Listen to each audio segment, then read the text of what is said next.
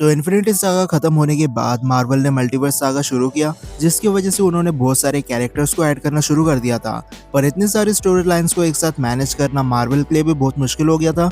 कुछ कैरेक्टर्स को super fans ने काफी हिट किया, तो कभी एक्सटर्नल फैक्टर की वजह से इंपॉर्टेंट प्रोजेक्ट से कैंसिल हो गए। पर मल्टीवर्स सागा को बनाने के चक्कर में कई सारे ऐसे मोमेंट्स देखने मिल जाते हैं जिनके आंसर हमें आज तक नहीं मिले। इसलिए आज हम मार्वल के उन सारे अनआंसर्ड मोमेंट्स की बात करने वाले हैं। फर्स्ट है what happened with celestial adamantium.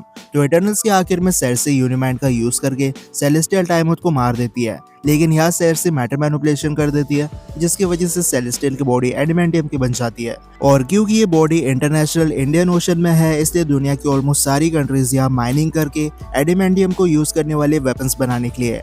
Adamantium को वाइब्रेनियम से ज्यादा स्ट्रॉन्ग और डेंस कहा जाता है, और अगर ऐसा सच है तो एडामेंटियम की वजह से न्यू पावर लेवल का बेंचमार्क सेट हो सकता है, क्योंकि हम ऑलरेडी देख रहे हैं कि वाइब्रेनियम से बने वेपन सब टूट सकते हैं। अब यूनाइटेड स्टेट, जापान, इंडिया और फ्रांस जैसे नेशन के पास फुल अथॉरिटी है यहाँ के एडामेंटियम से वेपन्स बनाने के लिए, लेकिन एंटायर एमसीयू में हमें एज सच कोई एडामेंटियम से बने हथियार देखने नहीं मिला। और अगर डॉक्टर डूम को पता चल गया कि मेन यूनिवर्स में एडामेंटियम है, तो वो किसी दूसरे कंट्री को यहाँ पर माइनिंग करने नहीं देगा। ऊपर से वुल्वरिन और बाकी एक्समैन मेन यूनिवर्स में आने वाले हैं, तो आगे चलकर एडामेंटियम को लेकर बहुत कंफ्यूजन हो सकती है। इसलिए अब ऐसा हो सकता है कि एमसीयू वाले साइलेंटली एडामेंटियम से बने वेपन्स को टॉपिक से साइडलाइन कर दे, क्योंकि एडामेंटियम से रिलेटेड एमसीयू में कोई स्ट्रॉन्ग फ्यूचर देखने नहीं मिलता।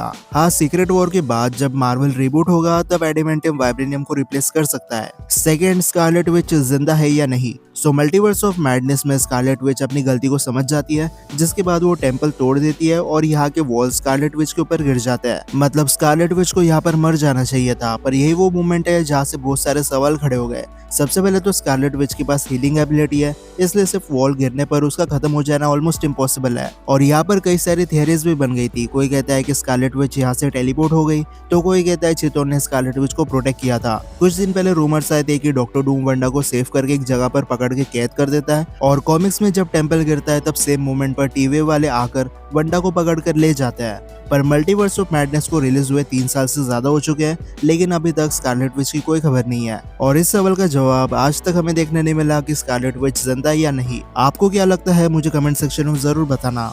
क्या स्टीव रॉजर्स ने इन्फिनिटी स्टोन सच में रिटर्न कर दिए? अब एंड गेम में हाफ पॉपुलेशन के रिवाइवल और थैनोस के डेथ के बाद स्टीव रॉजर्स का काम था कि वो सारे स्टोन्स को अपनी जगह पर रख कर आए, पर स्टीव प्रेजेंट टाइम में रिटर्न नहीं करता। ये पेगी के साथ पास्ट में रुक जाता है, जहाँ इसकी अब एक फैमिली बन चुकी है और इसी की वजह से डूम्सडे का इवेंट शुरू हुआ है। पर अब ये सवाल उठ रहे हैं कि क्या सच में स्टीव रॉजर्स ने इन्फिनिटी स्टोन को रिटर्न किया है? क्योंकि किसी ने स्टीव रॉजर्स को स्टोन रिटर्न करते हुए नहीं देखा है, और सोल स्टोन को रिटर्न करना सबसे हार्ड काम था। यह स्टीव का सबसे बड़ा एनिमी रेड स्कल है, जो स्टीव को देखते ही उस पर अटैक कर देगा, और साथ में सोल स्टोन पाने के लिए सबसे इंपॉर्टेंट चीज को सैक्रिफाइस करना पड़ता है। तो सोल स्टोन को रिटर्न करने की भी एक प्रोसेस होगी, इसलिए मुझे नहीं लगता कि स्टीव ने सारे स्टोन को उनकी जगह पर सही से रखा था। हाँ, अगर मार्वल इस टॉपिक पर एक मिनी सीरीज बना देता तो आज ये क्वेश्चन खड़ा नहीं होता। सिल्वर सफर के साथ क्या हुआ? अब शालाबाल ने कई सेंचुरीज तक गैलेक्टस के लिए प्लान्स को फाइंड आउट किए, लेकिन ह्यूमन टॉर्च की वजह से सिल्वर सफर का माइंडसेट चेंज हो जाता है, और फाइनल फाइट के दौरान जब गैलेक्टस पोर्टल से वापस आने की कोशिश करता है, तब सिल्वर सफर ह्यूमन टॉर्च को साइड करके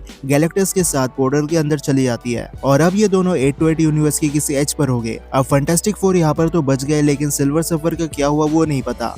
बेसिकली गैलेक्टस ने शालाबाल को पावर्स दी थी, इसलिए वो चाहे तो शालाबाल का चैप्टर खत्म कर सकता है। पर इस पोर्टल के बंद होने के बाद दो चीजें हो सकती है। फर्स्ट, गैलेक्टस अपनी एबिलिटीज से सिल्वर सफर को एक डेथ एक्सपीरियंस दे रहा होगा, क्योंकि बिलियंस ऑफ ईयर्स में किसी ने पहली बार गैलेक्टस को बिट्रे किया। ऑफ कोर्स गैलेक्टस सिल्वर सफर को खत्म नहीं करेगा, क्योंकि इस सिल्वर सफर की मदद से ही वो अपने स्पेसशिप तक पहुंच सकता है, क्योंकि सुजन स्ट्रोम से फाइट करते समय गैलेक्टस की बहुत ज्यादा पावर कॉस्मिक यूज हो गई थी, और अब उसके पास इतनी एनर्जी नहीं होगी कि यूनिवर्स में लाइट स्पीड से भी ज्यादा फास्ट ट्रेवल कर पाए। और सेकंड कंडीशन है कि गैलेक्टस को पोर्टल के अंदर पहुंच करने के बाद सिल्वर सफर वहां से भाग गई होगी। बेसिकली यूनिवर्स बहुत बड़ा है, और गैलेक्टस के अटैक करने से पहले अगर शालाबाल वहां से दूर भाग गई होगी तो इस टाइम पर भी सिल्वर सफर सेफ होगी। लेकिन ये सिर्फ कुछ थियरीज है। ऑफिशियली सिल्वर सफर के साथ क्या हुआ वो अभी तक अनआंसर्ड है। प्राइम टाइमलाइन को किसने डिस्टर्ब कर दिया? अब जैसा कि हम सबको पता है कि अगर कोई टाइम ट्रेवल करता है और पास्ट में जाकर कोई चीज को छेड़ देता है, तो फ्यूचर तो चेंज नहीं होता, बस उस मूवमेंट से एक अलग टाइमलाइन बनना शुरू हो जाती है।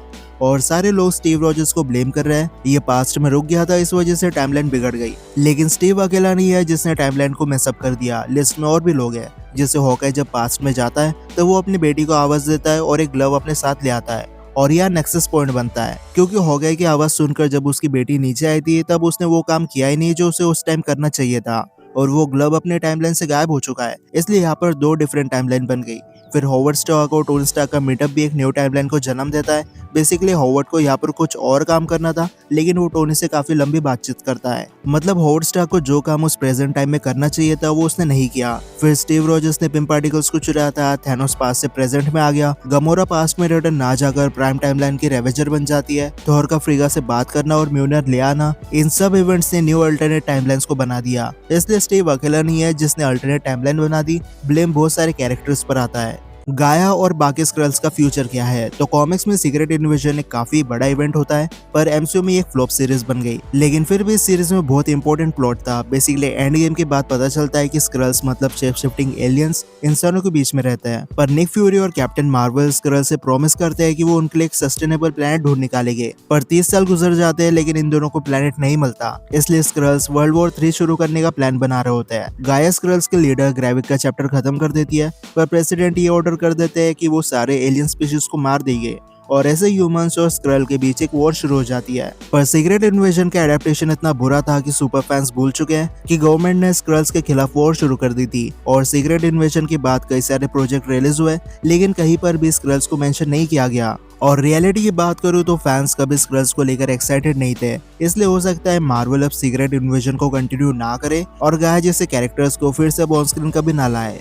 काउंसिल ऑफ कैंग के साथ क्या हुआ? सो कैंग द कॉन्करर को मारने के बाद काउंसिल ऑफ कैंग्स की मीटिंग होती है, जहां वो अर्थ पर अटैक करने का प्लान बनाते हैं। और कुछ दिन पहले मैंने कैंग डायनेस्टी की स्क्रिप्ट को एक्सप्लेन किया था, जहां काउंसिल ऑफ कैंग आगे क्या करते हैं वो बताया था। पर अब कैंग डायनेस्टी कैंसिल हो चुकी है, इसलिए काउंसिल ऑफ कैंग का प्लॉट ज्यादा मैटर नहीं करता। लेकिन फिर भी कैंग एक मल्टीवर्सल थ्रेट है, इसलिए मार्वल ऑफ स्क्रीन उन्हें स्टोरी लाइन से हटा नहीं सकते। सो पॉसिबिलिटी ये है कि डॉक्टर डूम डूम्सडे की स्टार्टिंग में सारे कैंग वेरिएंट्स को मार देगा। ऐसा करने से कैंग की कहानी भी खत्म हो जाएगी, और डॉक्टर डूम कितना पावरफुल है उसका भी आइडिया सुपर फैंस को लग जाएगा। इटर्नल्स के साथ क्या हुआ? तो इटर्नल्स ने प्लैनेट को बर्बाद होने से तो रोक लिया, लेकिन इटर्नल्स का फ्यूचर क्या है वो किसी को नहीं पता। बेसिकली गिलगमेश, एजैक और इकरिस तो मर चुके हैं, लेकिन बाकी जो प्लैनेट अर्थ पर थे उन्हें आर्शिम पकड़ के ले गया, और थैना, ड्रूग और मकारी थैनोस के भाई के साथ रेजरेक्शन मिशन स्टार्ट करने वाले थे। पर अब एमसीयू डूम्सडे की ओर जा रहा है, जहाँ इटर्नल्स के स्पेस मिशन मैटर नहीं करते। वैसे भी सुपर फैंस ने इटर्नल्स को पसंद नहीं किया था, जिसकी वजह से इटर्नल्स 2 कैंसिल हो गई। इसलिए जितने भी कैप्चर्ड और सर्वाइवल इटर्नल्स है, उनके साथ फ्यूचर में क्या होने वाला है वो हमें कभी नहीं पता चलेगा। 10 रिंग्स सिग्नल कहाँ पर भेज रहे थे? 10 रिंग्स वेनवू को ऑलमोस्ट 1000 साल पहले मिले थे, लेकिन उसे भी नहीं पता कि ये रिंग्स किसने बनाए। पर अगर इन रिंग्स को सही से यूज किया जाए तो ये गॉड्स को मार सकती है। और पोस्ट क्रेडिट सीन में पता चलता है कि ये 10 रिंग्स यूनिवर्स में किसी को सिग्नल भेज रही है।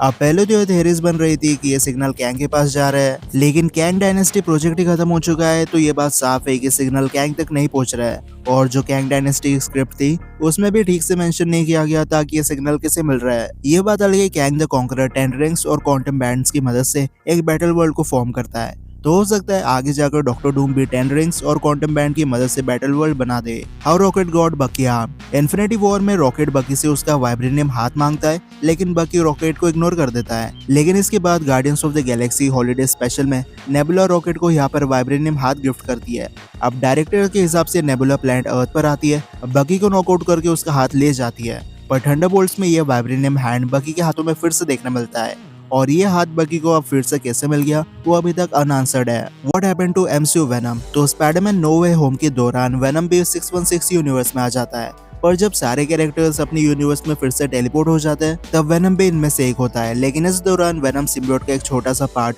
616 यूनिवर्स में रह जाता है, और तब से लेकर आज तक इस सिम्बियोट का पार्ट के साथ क्या हुआ वो पता नहीं चलता। ऊपर से सोनी यूनिवर्स की कंटिन्यूटी इतनी बेकार है कि प्लॉट कनेक्शन हम बना ही नहीं सकते। और ब्रांड न्यू डे के ट्रेलर को देखकर नहीं लगता कि ये सिम्बियोट स्पाइडरमैन के साथ बॉन्ड होने वाला है। एक सीन में स्पाइडरमैन की आंखें ब्लैक हो जाती है, लेकिन इसका मतलब ये नहीं कि ये वेनम के साथ बॉन्ड हो चुका है। मार्वल कई बार फेक सीन ऐड कर देती है ट्रेलर में दिखाने के लिए ताकि स्टोरी रिवील ना हो, लेकिन पुराने सीक्रेट वॉर में स्पाइडरमैन ब्लैक सूट यूज करता है, तो हो सकता है ब्रांड न्यू डे के आखिर में या फिर सीक्रेट वॉर्स में स्पाइडरमैन वेनम बन जाए। Jake Lockley role in Marc life. अब मून नाइट के होस्ट को पर्सनैलिटी डिसऑर्डर थे, ये हम सबको पता है, और सीरीज में 3 पर्सनैलिटी दिखाई जाती है, जेक लोकली, स्टीवन ग्रैंट और mark Spectre.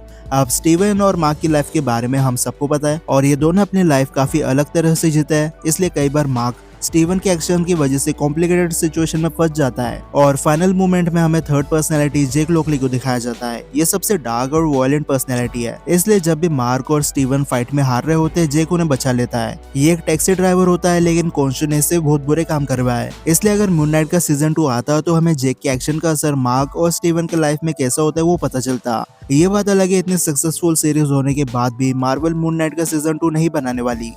Thor versus Olympians. So love and thunder में जब थॉर गॉड पर अटैक करने वाला होता है उससे पहले वो ओमनीपोटेंट सिटी में जाता है गॉड से हेल्प लेने के लिए, लेकिन थॉर थंडरबोल्ट से ज़्यूस को नॉकआउट कर देता है और ज़्यूस ओलंपस का किंग है, इसलिए अब एंटायर ग्रीक गॉड्स की रेस थॉर और एसगार्डियंस के अगेंस्ट हो चुकी है। ज़्यूस ने तो हरक्यूलिस को थॉर के पीछे भेज दिया था बदला लेने के लिए, पर हो सकता है थॉर वर्सेस हरक्यूलिस की फाइट हमें कभी देखने ना मिले, क्योंकि सुपर फैंस ने थॉर लव एंड थंडर को नेगेटिव रिव्यू दिए थे या सुपर विलन्स प्लॉट और पेसिंग सब कुछ बिलो एवरेज था। और एमसीयू को भी पता है कि फैंस को फनी थॉर से ज्यादा सीरियस थॉर पसंद है, इसलिए अब वो थॉर की एंटायर पर्सनैलिटी को शिफ्ट कर रहा है और डूम्सडे ज्यादा बड़ा डेंजर है ओलंपियन गॉड से, इसलिए डूम्सडे की कंटिन्यूटी के लिए एमसीयू हरक्यूलिस को साइडलाइन कर सकता है और थॉर की एंटायर स्टोरी डॉक्टर डूम की ओर शिफ्ट कर सकता है। लेकिन इसी के साथ हमारे आज के अनआंसर्ड क्वेश्चन की लिस्ट खत्म हो जाती है। अब अगर आपके पास ऐसे कोई क्वेश्चन हो तो मुझे कमेंट सेक्शन में बता सकते हो। तो मैं मिलता हूँ आपसे अगले वीडियो में, तब तक गुड बाय।